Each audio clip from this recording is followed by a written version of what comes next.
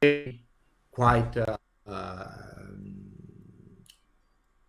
it's far from now. I mean, we are Right. talking about 6 months, and I think others will proceed with the same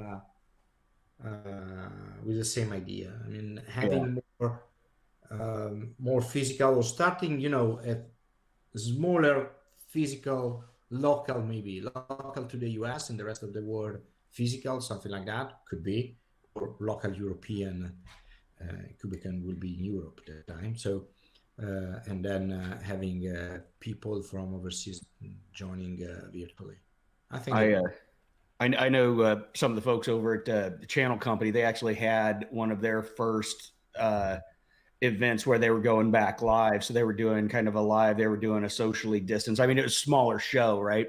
I think it was their mid-size enterprise summit, and so it's like a lot of the things that, like you were talking about, like the kind of getting together with folks after the show, setting up those kind of those post briefings after, they'll get up, they'll do their keynote, they'll do their talk, their pitch. And then from the analyst perspective, you always get the opportunity to go in and meet with those folks kind of live, especially if you see a lot of this content. You're like, okay, that's interesting. I want to know more about that. And you would really kind of get that feeling. But it's like weird now with like socially distanced trade show rooms and things like that, where it's like, okay, we can only have like, two people 6 feet apart, in a booth to get that kind of engagement. So, they're working through it. I think we were seeing it in smaller events where it's starting to come together. But boy, there's so much of the value that you do miss by being virtual or socially distanced, where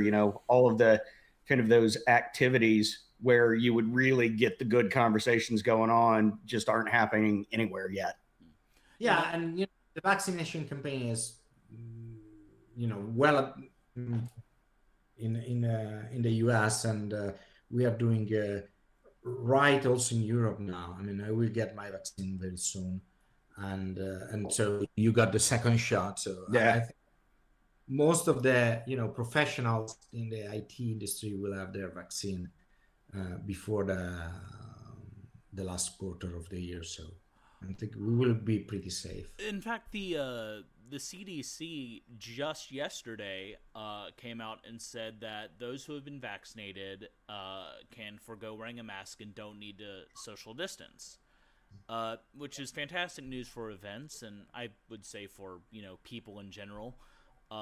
However, we're in event season now. The time to have this information was 4 to 5 months ago when you're planning, booking hotels, getting everything on board. There's an event I've been planning and organizing that happens in August, but it's going to be virtual because we didn't have this information Yeah. at that point. So I'm excited that things are happening again. We're excited that things will be happening again. This, I think, speaks very well for 2022, especially. But I do, like y'all have mentioned, we have to plan for the safest possible events we can with the knowledge that we have. Yeah. Yeah. And like you said, Johnny, I mean that you hit the nail on the head when companies are going out and prepping for shows, like even if they're just going to be, a vendor attending the show, anything like that. I mean, that's 3 to 6 months of actual planning to pull that off. So even now, which I think it's a lot of folks have been planning on, hope on kind of crossing their fingers that shows would be live in the fall, and it'll be interesting if it opens up. I'm going to be excited for it. So let's we're gonna move on from event season because really that's just making me like antsy and hopeful. uh, let's talk about Black Blaze. Uh, and we have some news, some statements around disk and SSD failures. Rico, can you explain like what's going on and what's happening? Well, yes. So first of all, Backblaze, publishes their statistics on drive failures every quarter or so, and it's always an interesting reading. I mean, they have all the brands. They have like hundreds of thousands of hard drives in their data centers, and and it's crazy. I mean, so going in every detail about failure rates, especially in comparison on how many discs of each brand they have. Especially some of these discs are very old and they are still there. Others are and are still very resilient, and others are really crap. And you never know if it's a production issue or it's just the product that is very bad or whatever. And they now added SSDs because they have a good number of SSDs, and of course they started doing that. Of course, they discovered, like probably everybody else in the industry, that SSDs break less than hard drives. So it's not news. The important stuff is with for all enterprises, with the prices of this SSDs getting lower and lower, closer to what you can get from hard drives and all the other advantages that SSDs have. We are getting closer to this old flash data center. I mean, especially if the enterprise is not that huge, that needs so many petabytes to manage in a single system, that will be very cool. I mean, so less failures, easier to manage, and so this is just another validation for SSDs. Yeah, the you were talking about the density requirements. I remember when that ruler form factor came out for SSDs as well. They initially, I remember seeing, you get 1 petabyte in a rack, right, and 42U with that ruler form factor. And then now the latest, I think, Enrico, when we were on an Intel briefing, and they were saying we can get now a petabyte in 1 rack unit, right? It's a big change in density in just a couple of years on what you can get out of it. And I think it's cool.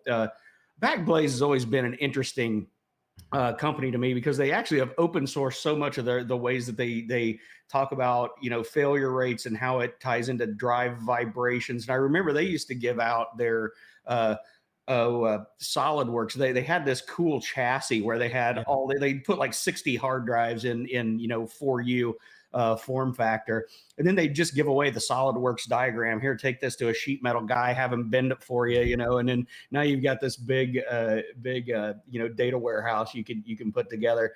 But the fact they've had a ton of drives, and they've always made this very publicly available. And like you said, the drive failure, one of the things that really caught me is the failure rates for like mechanical hard drives has always been kind of around that 1.5%, right? Kind of rough failure rate. 2019, that spiked to like over 2%, almost 2.5%, and then it plummeted again in 2020.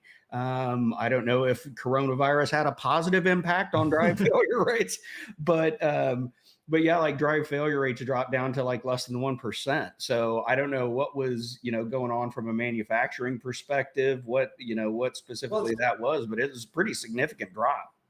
Yeah, sometimes it's also about vendors introducing new technology, so the technology is not mature enough, and they get the feedback and they improve the production process, or firmware upgrade, stuff like that, and the device becomes immediately more resilient.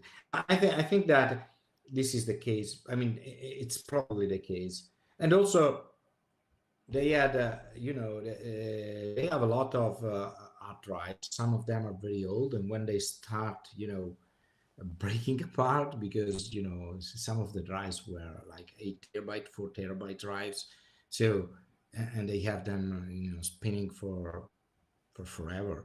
So when they break, then they start break one after the other. I mean, it happens in all the systems.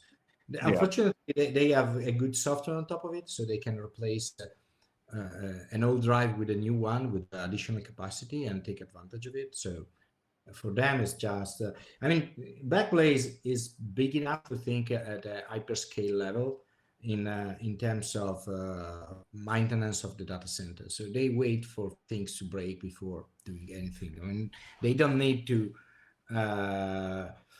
they don't even need to to go every day in the data center. I mean, they waited. Okay, 100 hard drives are broken, and they have a guy replace all disk in one single activity instead of doing it every day. Yep. So it makes a lot of sense. So that there is an operational efficiency there that it's you have if you have Well, and that's like all the hyperscalers of the apps are built to withstand like full on node failure, rack failure, like data center failure, right? I mean, it's just like, to a point, it's been, kind of a big part of Kubernetes and the drive toward microservices, right? Because it gives you such resiliency. You're not, it's like a design philosophy where you count on the hardware being unreliable, right? Exactly. And again, I mean, you design your infrastructure operation around it. So everything becomes easier at scale. You don't have to care too much about. This is something that most enterprises don't get. I mean, when I am with my clients and they talk about, look, if you're doing, I don't know, if you are building an object store, why don't you start with the commissioned hardware? You have plenty of these servers laying around in a warehouse. You can start with that. Who cares? I mean, there is no support. You can throw, instead of 3 servers and have the same identical idea of, if something fails, you don't care. You just throw it away. I mean, I saw in many cases, and they really like the idea, but then, somebody comes up with, no, we can't, we don't have the organization to do that. We can't see red lights in our monitoring tool. We can't do that, and so everything falls apart. But actually, even enterprise storage could be much more, it could be cheaper because you can organize, especially now, everything is at the petabyte level, even in the smallest of the companies. So you can say, okay, let's think about throwing more resources to this infrastructure, and then wait for things to break before really acting, because we don't need to rush with 4 hours 24/7 support. Why? I mean, Yeah, exactly. It's like the old habits die hard in the enterprise, right? It's like the hardware has to be ultra reliable. It reminds. So one of these days when we do a live show, I'll have to bring some pictures of project I worked on in the kind of the early 2000s, where we built a supercomputer out of commodity components. And we built it for like $65,000, and it ended up placing number 70 on the top 500. Right. It's like, and it was dramatically cheap. But if you look at it, I mean, it was, a couple of pieces of bent sheet metal and motherboards running off a $13 power supply with a Y splitter in there. Right. But everything was designed to fail because the applications they were running were effectively stateless apps that are doing processing. Right. But in doing that, I mean, that would have got us, $65,000. That would have got us, probably like a dozen servers, maybe. But with that, though, we had over 400 CPUs of compute power, right? Because it was commodity, and we could really push it. But you have to think a different way when you're designing applications to run in that environment. Yes, indeed. I mean, for storage is a little bit different. I mean, somebody else already thought for you about failures and things like that. If you have a Azure coding and you can sustain, 6 failures out of 12 disks or 13 disks. I mean, it's huge. You can 60% or 40% of your rack before saying, okay, it's time to replace something. So I mean, sometimes we don't really think about the benefits of the technology, and we stay with what we know, and it's really a shame from this point of view. But anyway, we talk. So, Jason, this week you haven't included any financial information for me That's to true. bemoan. Is there any kind of shakeup happening in the financial side of tech, or am I safe? Am I safe You, from numbers this week? you're relatively safe from numbers this week. I mean, there's always numbers that we can talk about, but I mean, honestly, yeah, I'll spare you the death by accounting this week. Lovely. You were talking about um, you know, stateless drives, trying to figure out what you need for your specific use case, and designing apps and programs to work with what you're working with, and design to fail, all of these things. And it reminded me, we had a report go live this week on no code, low code solutions. And it struck me as interesting because it's very different than what we normally talk about at GigaOm. Usually we're talking to enterprises that are deeply enmeshed in tech and technology, whereas no code, low code solutions are geared more towards other enterprises that don't have their own engineering team. But even within this, everything is customizable. Everything has to be looked at strategically. Well, Johnny, if you think, I mean, I don't think it's a different enterprise. I think it's a different audience. I mean, there are a lot of people in an organization, and many of them would love, to have a simple solution to interact with their data somehow.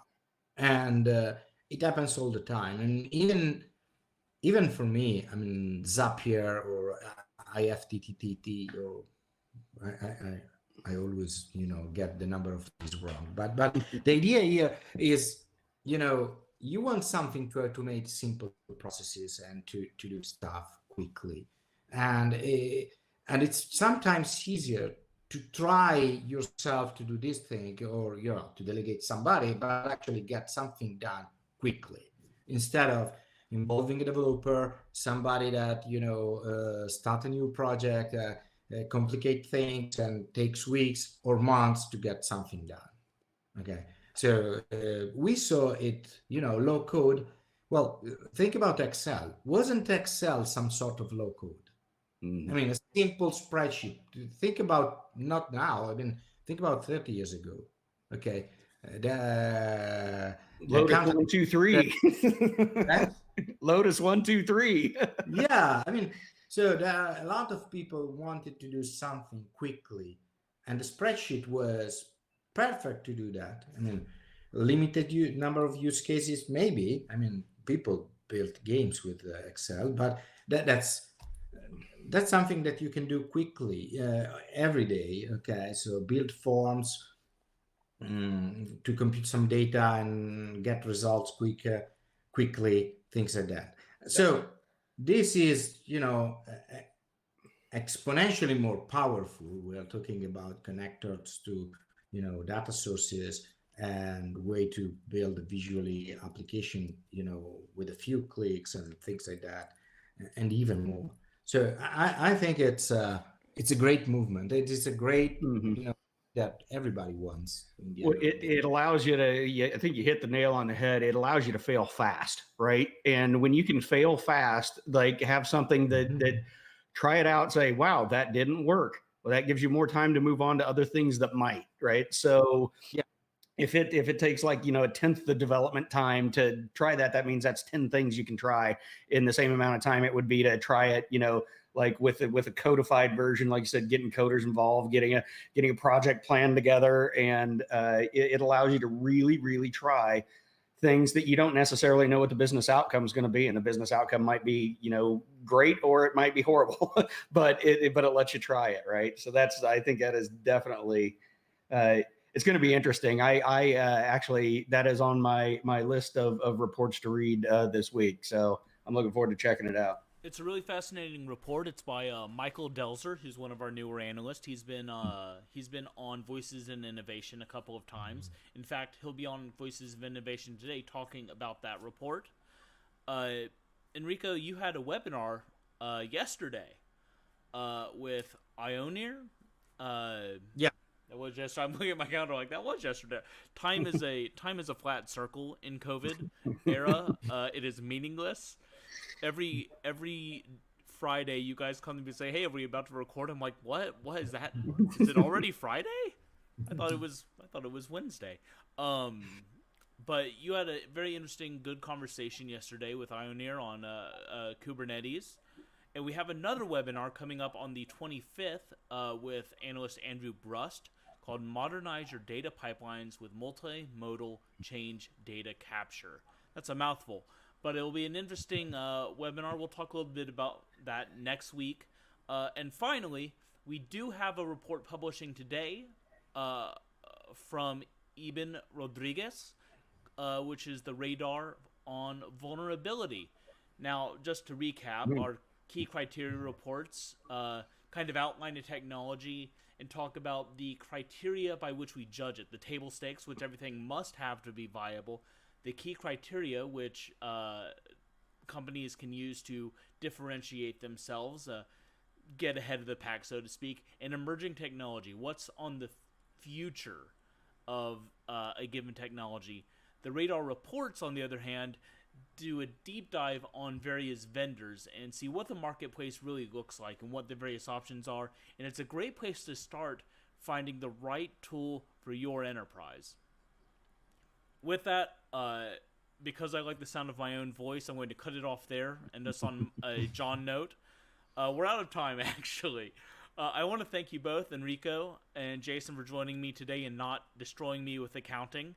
Jason, you can be found on Twitter at Bocanuts and Enrico at eSignoretti. Of course, you can also follow us at GigaOm at GigaOm on Twitter, or come to GigaOm.com where you can read our blogs, sign up for the webinars, listen to the Voices in Innovation podcast, and subscribe to our research, which will get you the full breadth of those reports, key criteria, market radars. We have a few new types of reports coming out where we're going to be looking at emerging technology, as well as case studies, business and technology impact reports. Just an incredible breadth of knowledge available at gigaom.com. So I really do encourage you to go there for all your future forward advice. Really, GigaOm does have you covered. Again, thank you both. Have a great weekend. This has been GigaOm Live, and for GigaOm, I'm Johnny.